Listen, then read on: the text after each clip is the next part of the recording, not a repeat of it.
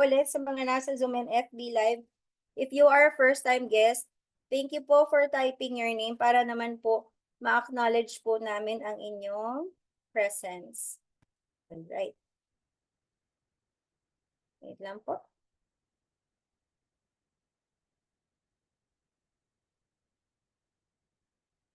Okay, so going back po, ang ating topic, keeping nutrition and fitness at the heart of vascular health. Ang atin pong article na ito ay by Dr. Alex Teo, Director, Research and Development and Scientific Affairs, Asia Pacific, Herbalife.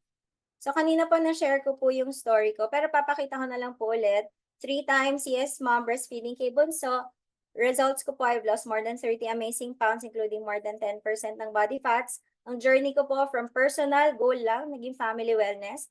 And we became part of the Herbalife family. And right now, serving our community to spread the good news of proper nutrition. And of course, the goal is for other people din po to be healthier, happier, and fitter. That is why I love Herbalife. So continuing po with our topic, keeping nutrition and fitness at the heart of vascular health. So some key points po, cardiovascular is relating to the heart and our blood vessels. And at the same time po, sabi po sa article din ni Dr. Theo is that yung pag-minimize daw po, paano daw po ba pag-minimize natin yung cardiovascular risk ng ating vascular health? So in Asia daw po, very concerning na rin kasi nakaka-develop na daw po ng cardiovascular diseases. Leading cause daw po yon of 10.8 million deaths as of 2019. 2023 na po, 2024 na po tayo. So, most likely po, mas mataas po ito kung hindi po tayo nagkakaroon ng pagbabago sa ating lifestyle and overall po natin na pamumuhay. Approximately 35% of the total death in the region daw po sa Asia ang sinasabi dito na statistics. So, continuing po, and the question is, how can consumers maintain or boost their vascular wellness? So, ang sinasabi po dito, choosing a healthy lifestyle with balanced nutrition that promotes heart health. Dahil po ang pinag-uusapan po natin dito ay puso. And at the same time po, minention din po dito that regular checkups and maintaining a good relationship with a healthcare professional are also helpful. Because we also understand that some people may be intimidated or maybe natatakot silang pumunta sa healthcare professional because they don't want to confirm what is it that they are exactly feeling. Pero po ang nangyayari, na-escalate na po yung level or intensity ng medical concern nila kasi po hindi po sila nagkaroon ng regular check-up or hindi po sila nakapag-maintain ng good relationship sa kanilang healthcare professional. And at the same time po, according to the Herbalife Myth Survey, consumers also want and rely on credible and accurate information from the healthcare professionals po and nutrition companies when it comes to differentiating between nutrition myth and facts. In fact, dito po sa ating virtual nutrition club, we're also sharing about facts and myths about carbohydrates and a lot so that we can educate and raise awareness din po on how we can use it to our advantage. And yung healthcare professionals din po can play a role in raising awareness on nutrition and lifestyle options for health risk prevention. So ang goal po overall is nandun tayo sa side ng prevention, hindi po yung kung kailan nandyan na po, tsaka tayo magre-react. And I must also share that worldwide, 70% of the premature deaths are caused by heart attack, cancer, stroke, and diabetes, two of which po are related dun sa vascular health natin, and 50% naman po of these deaths are directly related to poor nutrition, which minention po kanina na dapat daw po healthy lifestyle, active lifestyle, and proper nutrition. So, minention din po sa article na ano-ano daw po yung pwede nating aspetong tignan in terms of checking kung pwede tayong mapalayo dun sa ating concerns sa vascular health or paano natin mas maalagaan yung vascular health natin with the help of our healthcare professionals as well. So, na-mention po dito yung global nutrition philosophy.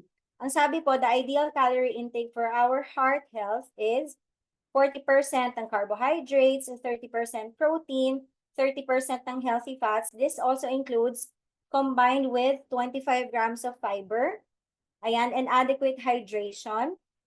around 8 glasses of water per day. As you can see po, if you were here kanina na nagsasalita po si Mother Arlene, nandun po itong mga sinasabi natin na hydration, and everything, dun po sa 7 pillars of good health, including nutrition. While a dietary pattern of fresh fruits, vegetables, lean protein, and whole grains provide a good daily dose din daw po of vitamins and minerals. So, ayan po siya. So, ito yan po yung mga sinabi kanina. So, we're gonna talk about more, ito pong mga naka-highlight.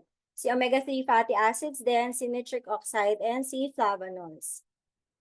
Continuing po, yan, si omega-3 fatty acids. Ayan.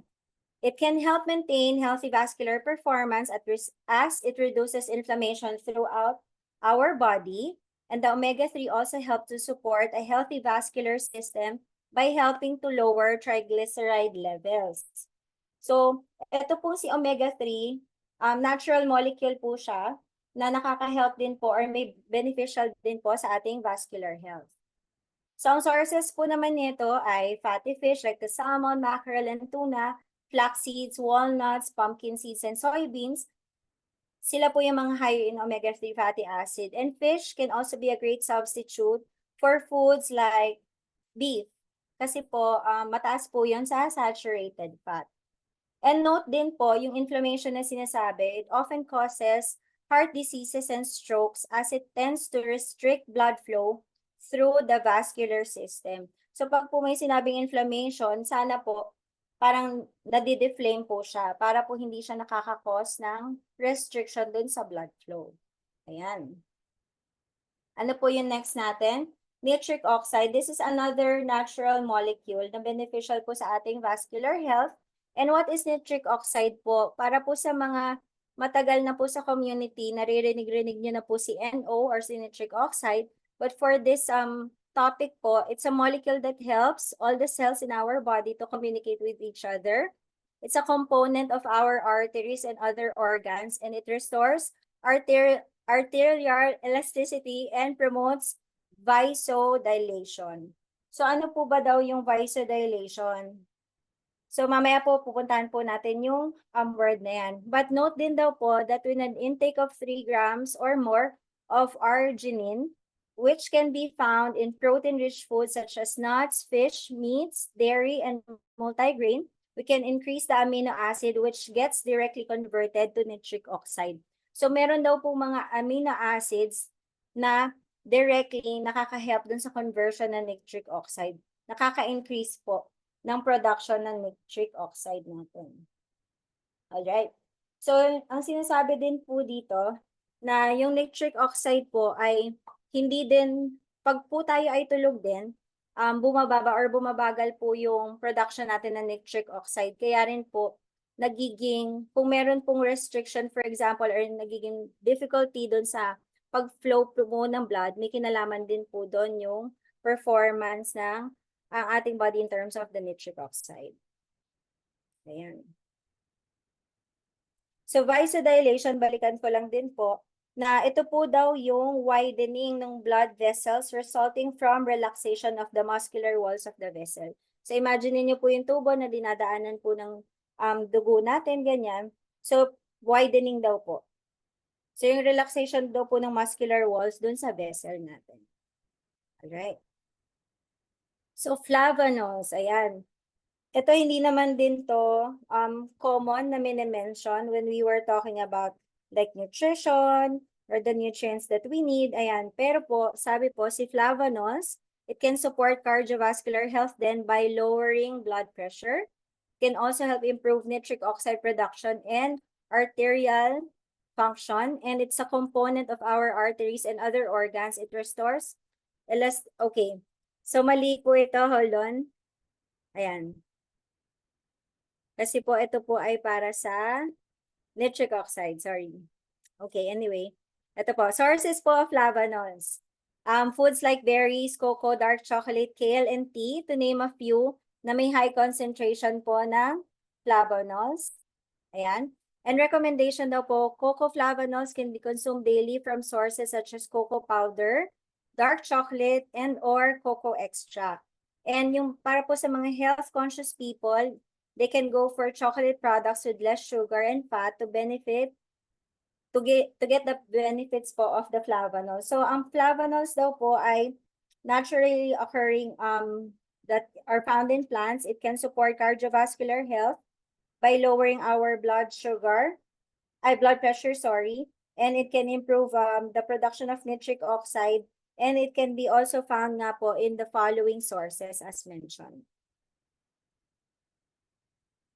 Ayan, so studies have shown din po as well that drinking green or black tea may have beneficial effects on blood pressure in people with pre- and hypertensive ranges.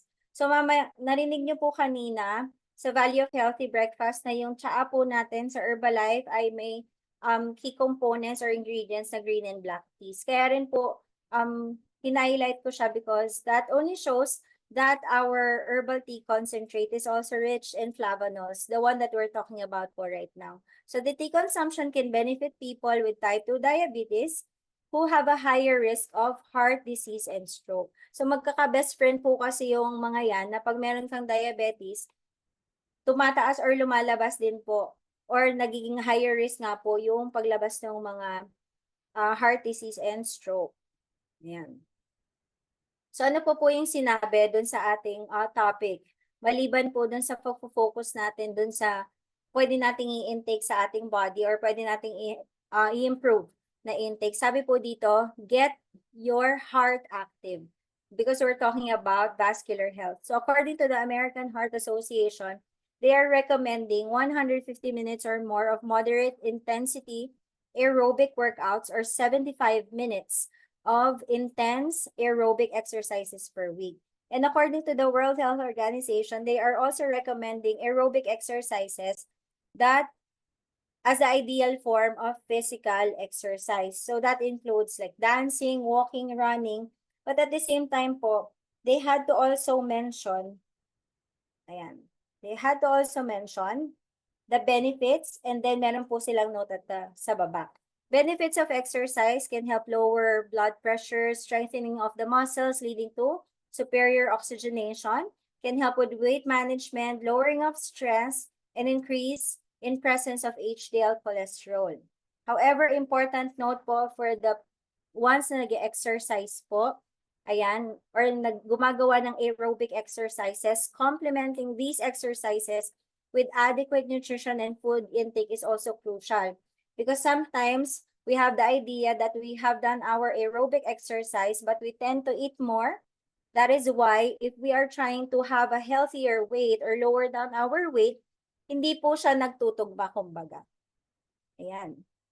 And lastly, our healthcare professionals also play an important role in advocating an active lifestyle with the right nutrition. Also, according to this article po, it's a collaborative work daw po of our nutrition, our healthy lifestyle or active lifestyle and right nutrition together with our healthcare professionals so that we can work towards taking care of our vascular health or at least be on the preventive side than being reactive pag po nandyan na. And as we know from the previous topics din po like coronary artery disease and meron din po tayo naging topics regarding, may natap po din regarding the cost of having a heart concern. It's way more expensive to be on that side of the scenario or the situation versus trying to take like micro or nano steps right now in taking care of our health because sobra po talaga. And lagi rin nating alalahanin, even sa mga hospital, kahit na anong concern, hindi man yan vascular health agad, nag-a-ask sila ng deposit upfront. Papaano po, for example, pag tayo po or yung kakilala natin, for example, is not, kumbaga no one is not gonna be ready for anything such as that situation po. So going back po dun sa mga in-enumerate na nasa global nutrition philosophy, I would love to share some of the products that are part of the Herbalife product line that supports this global nutrition philosophy po. Ayan, so there's protein, carbohydrates, fiber in our Formula 1 nutritional shake mix together with vitamins and minerals. Ayan, we also have high protein content in our high protein iced coffee together with Rebuild Strength. And at the same time po, continuing, we have Herbalife line for our omega-3 fatty acid, that can help with the inflammation, as mentioned earlier. And then we also have our newly launched Active Fiber Complex, which is a combination of soluble and insoluble fiber. But for the ones po na familiar na, of course, and best friend na po si Fiber Bond and Fiber Herb, yun naman po yung mga tablet versions naman natin ng ating fiber. And also, Fiber Bond is a fat blocker. And Fiber Herb naman po ay pwedeng makahelp dun sa elimination po ng waste natin. Ano pa? Vitamins and minerals, 24 vitamins and minerals in this tablet po. And at the same time po, antioxidant vitamins such as vitamin A, C, and E with zinc po yan. Alright. And ito po, dagdag natin, of course, our herbal tea concentrate, which is the one that has a presence of green and black teas, as you can see po sa key ingredients, which is also mentioned na nandun po yung flavonols, which is beneficial po for our vascular health.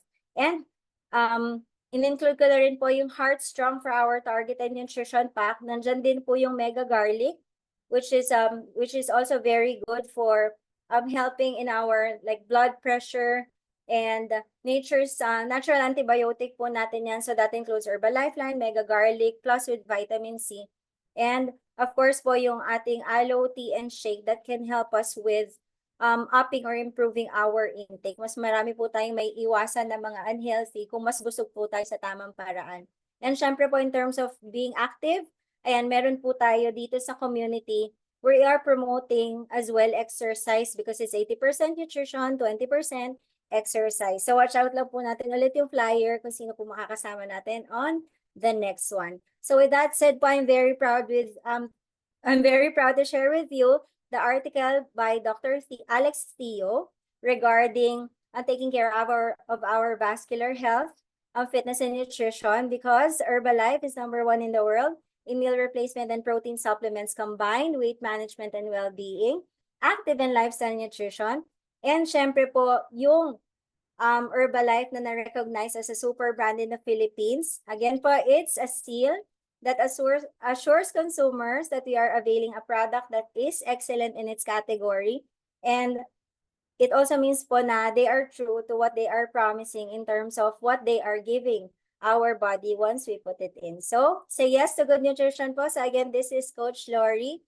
I hope that you learned a thing or two this morning regarding our topic that you can put in or magagamit nyo po sa inyong personal wellness journey, or masashare nyo po dun sa pwede po nating ma-help. And thank you for inviting them to our next virtual nutrition club.